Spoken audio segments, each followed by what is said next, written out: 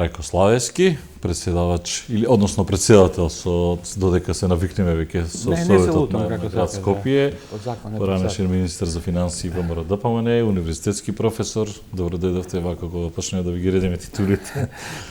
Добро најдов. Прв пат сум кај вас, чест сум гостен на 24 телевизија. Така што тука имало и плодни дискусии и дебати. Мислам дека сме придонеле вака за подобро информирање на гледачите.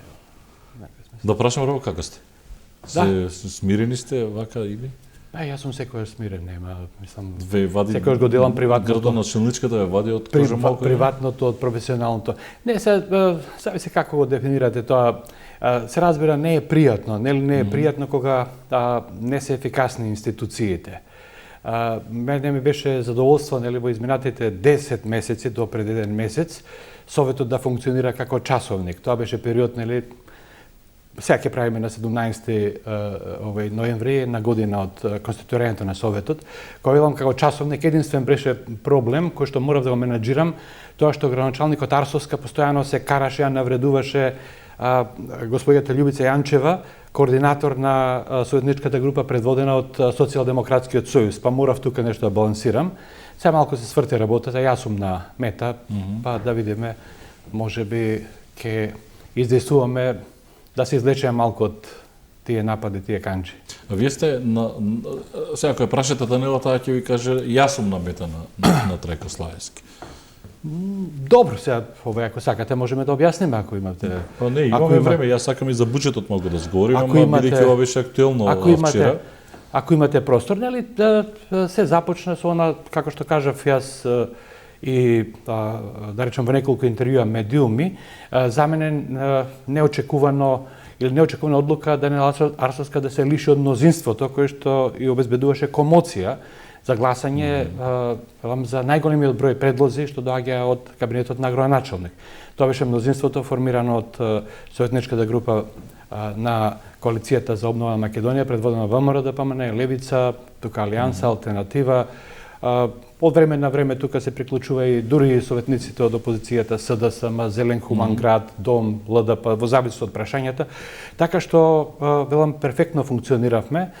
Се додека не дојдовме во ситуација кога најверојатно заради одредени нервози, нели, кај градоначалникот Арсовска, се гледа дека таа не може да испорача, тоа е моја вака перцепција, она што го има добиено како налог од налогодавателите. Ево втор месец нема никаква информација за она што обвинуваше, за она што обвинуваше дека нели имало рачиња во мед и така натаму. Јас имам информација дека дала некоја небулозна изјава таму без никакви докази, а обвинува луѓе, да речеме, без основа. Каде дала изјава? Не, во полиција или финансиска полиција или обвинителство, сега не знам, во органите што беа повикани, нели, и бевме информирани дека започнала истрага во јавното предпријатие Водовод и канализација. Значи, тоа едно, понатаму, внимајте, не е лесно да се биде градоначалник без никаква поддршка во Совет на град Скопје, кога сте се лишили од тоа мнозинство. Неколку гласања за предлози, нели, од градоначалникот Арсовска, кои што не беа прифатливи за мнозинството, предводено од ВМРО-ДПМН, добива само по еден глас. Значи, одлуките не поминува. Па сето тоа, верувам, создава нервоза да дојдеме во ситуација да му се ускратува неовластено, да речем, на председателот на Советот можноста да воспоставува ред во салата, да ги води седниците, да дава збор, понекогаш ако не се придржува некој советник на точката на дневен ред, да упатува, да укажува, да опоменува, дури до она најдрастичното, што ретко се случувало минатото, да се одземе збор. Внимајте, јас сум во ситуација кога ограничена е дискусијата на секој советник, ограничено е времето за реплика, ограничено е времето за контрреплика. Може некојаш во жарот на дискусијата некој советник да нели таму се зазбори и слично, па како ќе го тргнете освен да примените технички средства исклучување на видите се, ние не ви доживуваме вас како Трајко Славевски, како Данила Арсовска. Ние ви доживуваме како носители на институции. Председател на Совет, градоначалник. Не може председател на Совет да му зема микрофон на градоначалник. Не, ама на председател на Совет му беше одземена можноста да функционира нормално за време на седницата. Ви кажав, што ако некој советник излезе на говорница и почна да вреѓа на национална, на верска, на етничка основа и така. Се повикува, се дава пауза. Не, деловникот друго кажува. Се опоменува и се одзема збор. Одземањето збор во крајно време, во крајен случај, не е тоа, мислам, тоа функционира. Вие го исклучувате микрофонот секогаш кога ќе го спомене таа Христијан Мицкоски, Не, ама видите, тоа право. Потоа се сврде на вас. Талјат, Славевски, Трајко, Џафери и така натаму. Не е точно. Јас не сум потребил никаква ако имате некој доказ, нали, пуштете го дури во емисија. Не, посебно на вчера Магарешки во Магарешки купи. Не, тоа, внимајте на тоа и го забележа советници од другите советнички групи. Дека седи позади, повеќе пати. Мислам, тоа ние го разбираме како крајно непочитување на советот и на советниците. Тоа во неколку наврати, да не спомнувам имиња, го имате искажано некои од највозрасните, најискусни советници им пречи на луѓето. Зошто да е тоа така, нели, кога од основањето, можеби на собрание на град Скопје, таму после Втората светска војна, градоначалникот има почесно место, седи во првата клупа. Сега градоначалникот седи на задната клупа, каде што нема ниту микрофон, нема ниту слушалки, зборуваат колеги нели од албанските партии, не става слушалки. Мислам, немам такво сознание дека разбира, а дека не разбира албански. Јас во една прилика повторно вака полушеговито кажав, изговорајќи го, односно менувајќи ми го името, кажа талат, а тоа не е талат, тука е талја, нели, во албанскиот јазик, таа треба да знае представа граѓани албанци, со едно л се чита л, со две л е л. И така натаму. Значи, господин Мишко, јас очекувам дека ова ќе се реши единствено последна вчера со интервенција на Инспекторатот за локална самоуправа, кој што јас на почетокот на седницата го повикав и се обратив веќе писмено, затоа што внимајте, тоа е просториите, пишува Совет на град Скопје.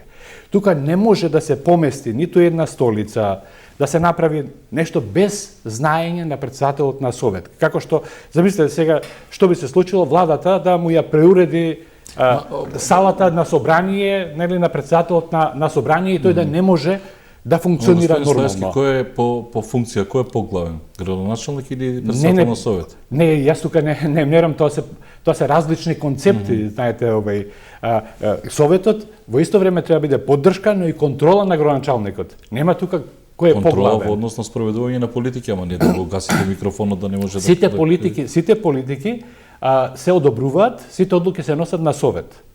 И нема тука поглавен. А што ве извади од кожа вчера, например? Не, јас не бев изваден од кожа. Второ, дојдовте пред неа. Молам? Дојдовте пред неа практично, додека таа говореше, вие дојдовте пред неа. Не, немаше. Се употребија зборови Хитлер и така натаму. Ама јас не ги употребив. Не, ја говорам за Даниела. Момент, ајде вака да речиме, дали забележавте дека јас сум употребил некој пограден збор? Не ви кажав, освен она што го кажа за Магарешки Купин, но земањето микрофон, да давате пауза, земате збор на градоначалник, доаѓате пред неа, знаете, малку тоа што излегов пред неа беше единствен начин да се замолчи, затоа што таа имаше прикачено мобилен микрофон, како Цеца Величковиќ и така натаму на концертите и слично. Се ако не ми давате збор нормално се како Не, и дадам збор, погледнете го прилогот од вашите новинари. Имаше посебен микрофон, нели, каде што може. Зашто застанавте пред неа? Молам? Зашто застанавте пред неа? Да се соочам, да и кажам дека се согласувам со сите нејзини навреди и дека нема нешто што може да го изговори да ме навреди, дека сум личност, нели, која што сето тоа ќе оприми и да и покажам дека можеби треба да се коригира, да профункционират функциите. Господин Иванов, факт е, ако ги погледнете наназад, седниците постојат записи и така натаму, секогаш обструкција и застој во работа на Советот доаѓа кога Арсовска прави инциденти. Ова, сега да дојдеме до она што го кажав предходно. Јас и писмено неколку пати се обратив да се врати опремата, да можеме нормално функционираме она што беше, што било, да речем, опрема во салата за Совет од 45-та година навака, така? Тоа не беше направено. Има законска празнина тука што тоа што председател на Совет нема никаква надлежност на ниту еден вработен во градската администрација и тоа Арсовска го злоупотребува, нели, врши притисоци над работените. Ево вчера, мислам, во една од националните телевизии, правејќи прилог за случувањата таму, прикажа, можеби не требаше тоа, како со болничко возило изнесуваат една вработена која колабирала таму. Тоа е вработена со која што побарала средба претходно пред 2 недели со мене да ми се пожали на мобингот што го трпи од градоначалникот Арсовска, и мислам дека покрај јавните предпријатија, состојбите со злоставувањето на вработените, притисоците во град Скопје се пред експлозија. Што значи тоа? Па тоа значи дека може десетиците вработени кои што се жалат на мобинг да се обратат до институциите, да организираат можеби некоја друга форма на изразување на незадоволство. Каква? Па сега Затоа што вие повикате полиција, затоа прашувам како. Не сум повикале полиција. Па нели вчера излезе, па требаше да дојде полиција, па дојде брза помош и така. Дојде полиција, дојде и кај мене да ми кажат дека пријавата била лажна. Значи вака да се разбереме Арсовска повикала полиција дека е украден микрофон. Мене ми кажа дека има двајца вработени од полициска станица Центар, кои што сакаат да разговараат со мене, млади деца, образовани, дојдоа ми кажа, господин Славевски, доаѓаме само да ве известиме дека пријавата дека украден микрофонот е лажна. Ние бевме во салата, се уверивме дека микрофонот е на лице место. Јас им честитав, нели, за професионалноста, дури ме поврза со нивниот предпоставен, нели, кој што онака благо ме убедуваше дека можеби не е опортуно сега јас да пријавувам за лажно, да поднесам представка за лажно пријавување. Јас реков добро во ред, се надам дека со оваа ефикасност, нели, со која што се утврди лажна пријава, МВР ќе го раштити случајот со опожарување на автомобил на функционер на Сојузот на стопански комори, за кој што Арсовска има дадено исказ во полиција, по моите сознанија, и можеби ќе го расчисти случајот со овие лажни дојави на бомби во средните училишта, каде што повторно град Скопје малку брутално е така. Вака кога го зборувате професор, малку има и досадна инсинуација дека Арсовска знае, Арсовска за дојави на бомби. Не го фалам МВР Јас го пофалив МВР. Не спорно е тоа, ама имате во меѓуредови инсинуација дека Арсовска е таа која што знаете сега, јас не сум Даниела Арсовска за вие сега. Не, јас нели само кажам дека се зборувате за колото што се запалило предпоставено на комората за енергетика. Со таа ефикасност, значи со таа ефикасност МВР ќе ги расчисти и тие случаи. Како што беше вчера расчистено за кратко време, дека има лажна пријава. Има пак дојава за бомба во училиште, предпоставам не Даниела Арсовска вклучена во. Не, јас не сум, како кажам, не можам помислам такво нешто. Па да, нема, меѓу другото ја пофалува МВР, еве се случуваат. Па ја пофали МВР сега. Да, но велите се запали кола на сега јас предпоставам дека е на. Добро, го спомнавте ова, јас кажав дека овој честитам на МВР што јавноста ја извести дека станува збор за лажна пријава за кражба на микрофон во сала на Совет на град Скопје. Видовте вие, цела јавност виде, тоа го покажа медиумите, там ме нарече ситен лопов. Мислам, знаете, со оние недолични зборови кои што ги користи. Но, внимајте Мишко, вака, сега да го заклучиме ова, јас во неколку наврати, ево и сега имам и дадено интервјуа кои што ќе излезат во некои од печатените медиуми, ја повикувам Арсовска дека треба да се смири топката. Веќе буџетот за 2023 година треба да е веќе во завршница. Не, немаме никаква информација, тоа е проблемот. Нема, внимајте, нема никаква комуникација ниту со нашата советничка група која што беше донеодамна поддршка и мнозинство, ниту со останатите советнички групи. И сега, внимајте, јас како председател на Совет се плашам дека ќе има стотици амандмани. Знаете, кога не комуницирате, не соработувате со советничките групи, имате поддршка, се ослонувате на само еден советник кој што во исто време го промовиравте во заменик градоначалник, како ние ќе дојдеме до буџет, освен, не де Боже, ако е свесна намерата да не се донесе буџет на град Скопје и Арсовска да турка кон со овие обструкции во Советот, да турка кон неносење на буџет до март наредната година, за да може да се распишат избори за Совет. Сведоци како, сите на купи ВМРО и СДС и градоначалник, особено со оно што се случуваше со ЈСП, додека луѓето штрекува, плачеа, таму се тераше гола политика на некој начин. Не, во никој случај. Не, Мишко, ве молам, јас некогаш новинарите многу ги ценам, но ми пречи кога не се, како да кажем, или не се подготвуваат или не ги стават работите во контекст. Не се тераше гола политика, туку инстантно нашата советничка група изненадена од фактот дека јавното предпријатие кој што 11 месеци уназад, под доаѓањето на новата администрација, немало никаков проблем со исплата на плати, сега не може да исплати плати. Од градоначалничката Арсовска немавме никаков сигнал дека има такво нешто, ниту па некој предлог. Самите поднесовме иницијатива и на 2 воредни седници во 2 последователни дена ја усвоивме прво иницијативата и ја задолживме и дадовме задача на градоначалникот Арсовска. Подготви предлог одлука да реши овој проблем. И таа немаше каде подготви предлог одлука. Има десетици такви прашања, проблеми за кои што мора да се принуди Арсовска да ги примени. Добро. Се извинивте, се покаевте. Лично мислам јас во мое име, затоа што јас бев тој што Мицкоски се уште нема излезено, меѓутоа не коментира воопшто. На митинзи, нели јавно повикував покрај тоа да се гласа за советничката листа, да се гласа и за бројот 81. Тоа беше генералната политика, нели, за настап на тие извори. Кој е подобар, Шилегов или Данелов? Молам? Кој е подобар, Шилегов или Данелов? Не можам мислам вака да судам, кажам. Се еднаш од тоа дека сте ВМРО како граѓани ме праша. Некој ме праша вака, сега внимајте. Шилегов беше 4 години, нели? Првите 2 години факт е дека беше многу критикуван, дека ги преспал и така натаму и слично. Малку се раздвижи последната година од мандатот и така натаму. Но ако се цени по првата година, затоа што Арсовска е градоначалник една година, нема некоја голема разлика. Повторно преспивање на мандатот и со таа разлика што не знам, сега не може да сетам, не ги следев, тогаш немаше ниту пренос на седниците, никој не знаеше за Совет на град Скопје што се случува. Најверојатно немало такви обструкции на Советот од страна на градоначалникот. Кој погреши во проценките со Данела? Арсовска? Па веројатно органите телата на партијата ВМРО ДПМН, затоа што тоа беше колективна одлука.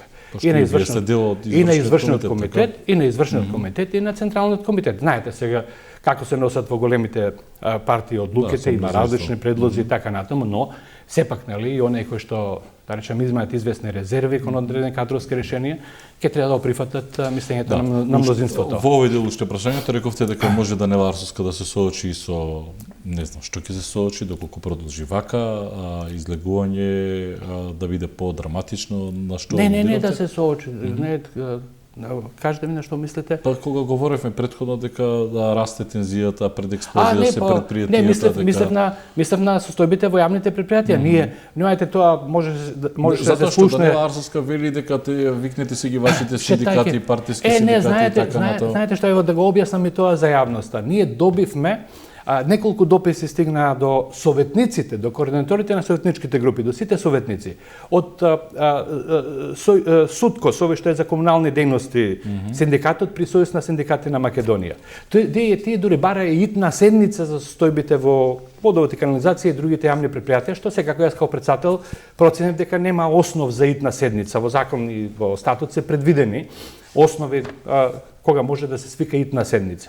Но после така за честини барања ние координаторите на советнички групи, едно десетина луѓе, нели, од поголемите партии, вчера планиравме дека седницата за советнички прашања, која беше прекината на начин на некој што е запозната јавноста, рековме ќе направиме пауза во 14 часот и закажавме средба со представници на Сојуз на синдикати на Македонија. Да ги слушнеме, сака да не информира, нели, така не ги комуницираме и граѓани да побараат комуницираме.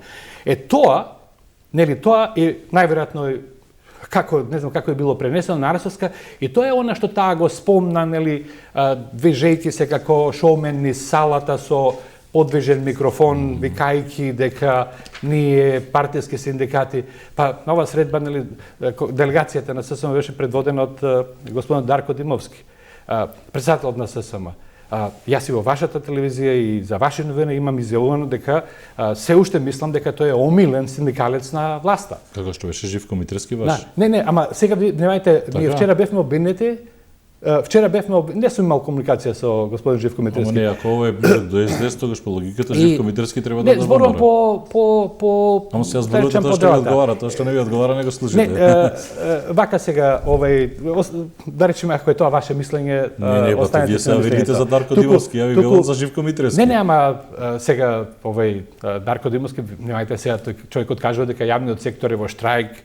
Внимавајте, после 8 месеци законот за минимална плата не е применен, дека не се усогласени платите со порастот на минималната плата. Па тие некоја тужба до основен таму суд поднеле. Значи не е миленичен на власта, протестира. Како протестира, мислам? Протестирање за протестирање, тој кажува дека јавниот сектор бил Митревски не протестираше, не смееше да писне дека јавниот сектор бил во Ама господин Славски, да не се лажеме, сега да одиме на буџетот, ни ВМРО ДПМН не сте свеќе со мирисање, така? Не завршив со ова, само да кажам за вчерашната она обвинување дека со партиските синдикати. Па не мислам дека луѓето што биле тука биле представници на било која партија, затоа што на средбата со координаторите беше координаторот на советничка група на ВМРО ДПМН Маријан Доновска, беше СДСМ Љубица Јанчева, од ЛДП, од ДУИ, од Левица, со сите. Добро, со СДСМ каква ви е комуникација на советничко ниво? Многу коректна. Вие вас проблеми е само Даниел Арсовска. Многу коректна. Дури внимавајте, Мишко, јас имав проблеми со нашите советници на почетокот. Со ВМРО? Да, со ВМРО имав, тоа го имам и вака кажам на други места, го кажам овдека. Имав проблем, ме обвинуваат дека сум премногу мек, дека сум коректен. Дури во една прилика граначалникот Арсовска пред 18 советници ме обвини дека јас сум бил на другата страна. И тоа беше првиот пат, нели, кога не можев да издржам, беше тоа во просторија на сала на Совет на град Скопје и кажав да внимава како се однесува во февруари оваа година. Да внимава како се однесува затоа што кога станува збор за активности во Совет на град Скопје, таа е гостин. Проблемот е што господјата Арсовска не го разбра тоа. Не го разбра тоа. Мислам дека ќе бидете малку поголем джентлмен во следните настапи, нема да паѓате на провокации, да излегувате пред Данела, знаете, пошто сликата е другчија. Сега кога излеговте вака пред Данела и уште шамарот ви го врзете. Не, там работа. Не, јас се шегувам, сега така изгледаше сликата. Некои внимавајте ми постават прашање дали се уште да кажеме дали имало некој зборување дека Данела сакала физички да се пресмета со мене. Не, добро, сега за тоа. Не, такви прашања добивам. Такви прашања добивам. Не ви прашам се. Ево, јас викам кај што има чат, таму има оган. Вчера излегов и ги наместив своите два образи на 30 сантиметри од неа. Кога таа ме нарекуваше со најпогрдни зборови. И внимавајте, таа ќе зборуваше 10 минути. Тој мој гест ја отстрани од говорница. Добро. И сликата со земањето микрофон. И таа не е пријатна. Веројатно треба да седнете и да ги расчистите. Не било сликано. Кој е налогодавател, бидејќи споменавте во неколку наврати на Данила Арсовска? Ќе се види наскоро. Мислам, она жестина, нели, и оној пресврт, нели, кон луѓето кои што се бореа, ја донесува на таа позиција и обезбедија гласови и така натаму, е непримерен и несватлив. И мора, како кажам, мора да има нешто длабоко позади тоа. Добро, вие некаде споменувате руски струи, Стефче Јакимовски. Не, јас не сум спомнал руски струи, со Стефче Јакимовски. Мислам тоа, како кажам, тоа се лице и наличје. Стефче почна прв, се придружи Данела, го назначи за свој заменик неговиот, да речем, избор во Совет на град Скопје, господин Александар Трајановски, така натаму. Се оди кон тоа. Добро, а што би имал Стефче, па сега се поврзан со Данела, што би имал некако излегува дека ВМРО изгуби два градоначалници. А сега да бидам отворен за кажете, што има Стефче? Има кривични пријави. Добро, и Данела ќе му ги повлече кривични пријави? Не, веројатно и таа има. Идеме, а власта ќе ги повлече кривичните пријави? Па зошто не се реализираат кривични пријави за Јакимовски? Знаете дека со 100.000 евра тој има обезбедено имот на корист. Јакимовски бил гостин овде, во неколку наврати кога сум го барал да дојде гостин, вели не можам да дојдам затоа што сум на суд. Така што оди на суд колку што гледам. Сега внимајте, затоа нашето судство има 5-6% доверба кај граѓаните. Токму заради такви случаи за политичко раководење.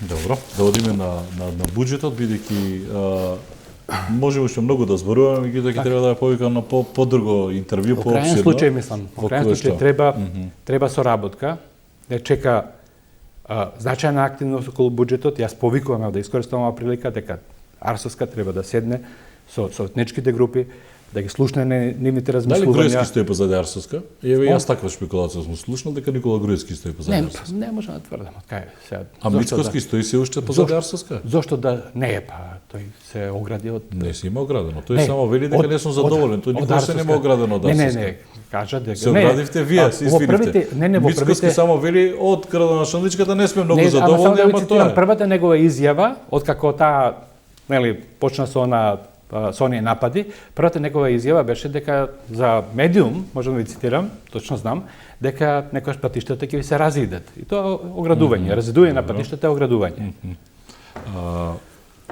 Буџет невиден до сега, 5,2 милиарди евра.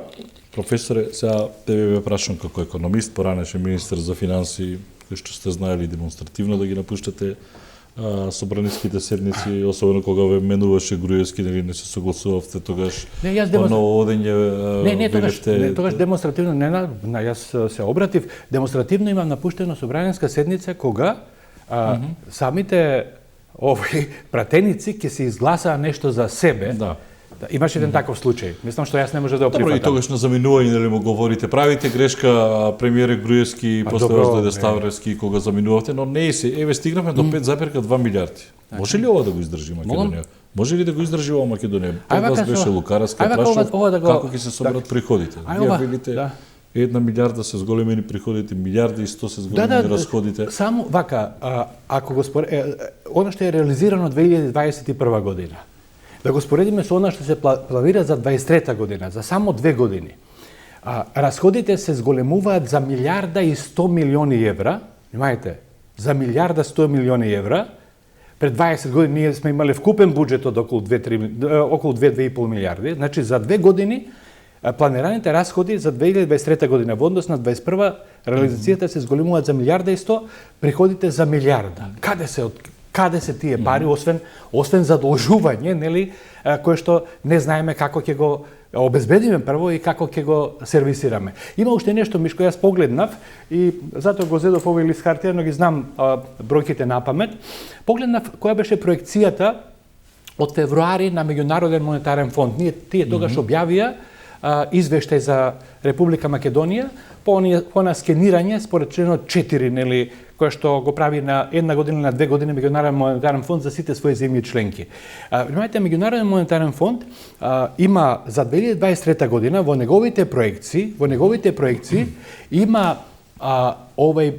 нивната проекција за приходите и расходите е некаде да речам за 500 милиони евра помала кај приходите, значи 500 милиони евра помала кај приходите, од што е сега проекцијата на буџетот, а кај расходите е уште поголема разликата од она што ММФ го има проектирано за Македонија. Внимајте, овие цифри, сега ова да го разбереме. Овие цифри што сега ги гледаме како проекции за буџетот 23-та, Меѓународен монетарен фонд, нели, тие имат експерти што ги следат нашите, ги скенираат нашите состојби политики. Го имаат кај приходите предвидено дека ќе се случи, имаат долгорочна проекција 25-та година, значи она што ги имаме сега 23-та, кај расходите дури 2026 година. И оттаму не можеме ништо поинаква квалификација да дадеме дека е ова надуван буџет, дека ова е инфлаторен буџет, дека е ова монструм буџет. Секоја година растат буџетите. Не, ама не волку. Не волку, да. Ние сме имале буџетни од милиарда, сме стигнале сега до 5 милиарди. Се предвидува раст на приходи за една година, раст на приходи се предвидува од 15%. Внимајте, вака 10% е раст на номиналниот бруто домашен производ. Номиналниот е збир на стапката на реален пораст, која што е предвидена на 2,9 и се предвидува просечна инфлација за наредната година од 7,1. Ако ги соберете, тоа е 10%.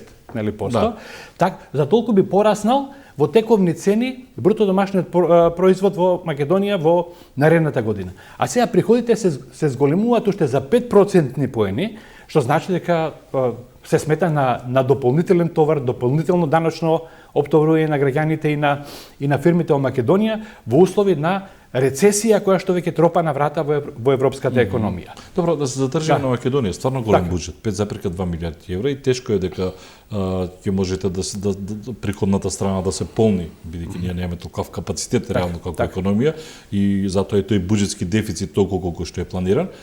И повеќе од јасно е дека ние мора да се задолжуваме, дали тоа ќе биде евроврзница, еве сега ММФ ќе дава некој не знам колку 550 милиони каде се тоа е заклучено 530 милиони, но тоа е рамка, тоа не е класичен заем кредит, тоа е рамка за само 2 години.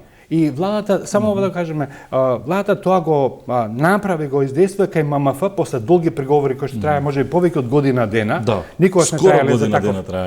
Никогаш толку не траеле, значи имало некои проблеми, некои барања од Меѓународен монетарен фонд, и ова што се спомнува сега од данична реформа, најверојатно е поврзано со тоа, ама јас велам тоа не врши работа, нели, нешто да обезбедите за период од 2 години. Така, ова требаше да послужи како сигнал кон инвеститорите, значи приватните кредитори, пред се на финансиските пазари, да добиеме повеќе средства на подолг рок и со поповолни услови. Но тоа, видовме, не се случи. Можеме ли да издржиме со ваков буџет?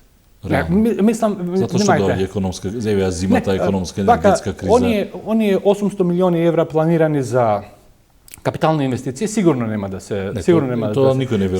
се реализираат, и тука лежи некоја на пример резерва за нереализација на приходи. Добро, па да се префрлат парите на Да, точно, мислам, со ребаланси кои што многу набрзо ќе излезат, но ќе бидат наметнати, но внимајте, овде кај загрижува една работа што воопшто ова буџет или фискалната политика нема намера да ја помага на Централната банка, на монетарната политика во сузбивањето на инфлацијата. Внимајте, колку е буџетот поекспанзивен, а рековме дека е инфлаторен, толку треба да ја затега монетарната политика Централната банка. Ако не го прави тоа, со инфлација од 20%, која што е двојно... Тоа сакам да прашам, професор, што правиме со инфлацијата? Па, ево, не правиме многу. Народната банка смирува, или држиме под контрола? Како може да држите, мислам, која е таа квалификација дека имаме ценовна стабилност кога инфлацијата ни е, да речем, највисока од 96-та година навака, првата година кога ја стабилизиравме онаа висока инфлација. Тоа е, како да кажем, тоа е неприфатливо.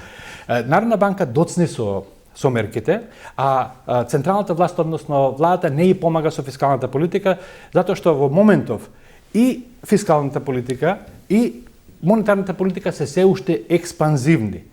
Тоа едно со друго не оди. Што би требало да се очекува од фискалната политика? Штедење, намалување на сите непродуктивни нели трошоци, за да може Централната банка да не биде под притисок да ја зголемува основната каматна стапка со динамиката која што е потребна, а инаку вишко да го спомнам уште ова. Нема никаква тајна како ние го државме девизниот курс, де факто фиксиран од 97 година навак. Затоа што нашата инфлација беше во рамките на инфлацијата во еврозоната.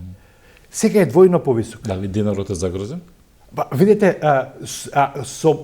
како што во моментов не би рекол, но ако продолжи ова темпо, да имаме разлика во инфлацијата, двојно повисоко од што во еврозоната, значи ако не ја симнеме на ниво на еврозоната, и тоа многу брго, а тие преземат веќе мерки, ние имаме притисоци за апрецијација на девизниот курс, на реалниот девизен курс. Што тоа значи? Тоа значи дека нашите стоки стануваат се поскапи и поскапи. Трошоците стануваат се поскапи и поскапи, губиме конкурентската способност на меѓународните пазари. Апресијацијата, ако продолжи повеќе години, мора на некој начин да предизвика и корекција на девизниот курс. Добро. И сега ќе издржиме со овие 5 милиарди или? Може ли дека ова држава да издржи? Мислам дека колку ќе ни фалат? Еве за сега барем за струјата ни фал, некој ако ве праша сега колку пари фалат на Македонија, ќе ви каже милиарда до милиарда и пол недостасуваат на Македонија. Евра говорам. Не, зависи на што се мисли. Мислам, би одзело многу време, немаме време да го објаснуваме тоа. Сакам да кажам, очекувам носителите на економската политика да направат барем некои ментални приспособувања, корекции, да имаме на некој начин она што се нарекува меко спуштање. Меко спуштање, приспособување на условите на меѓународните пазари и во Македонија за она што следи во наредниот, да речем, период. Не дај Боже, ако продолжат ваквите политики, нели како што е проектираниот буџет, се уште експанзивната политика на Централната банка, ние може да се доведеме во ситуација на она што се нарекува тврдо спуштање. Да нема од кај да позаемите пари или да барат енормно високи каматни стапки и да не можете да морате да бидете принудени да правите резови дури во области во кои што досега не сме били во ситуација. Образование, здравство. Што значи тоа, да се намалуваат плати? Па видите сега, далеко сме, далеко тоа е релативно прашање. Не, добро, ако бидеме доведени во таква ситуација. Што правеше Грција 2012-2014 година? 30% ги намалија платите. 30% ги намалија пензиите. Заради неодговорни политики. Па добро, но ако ја прашате владата, тие ќе ви кажат, видите, ние сигурно ќе издржава свој буџет. Јас големим минималната плата на 18.000 денари, сега ќе правиме и она колективно поравнување, како се вели.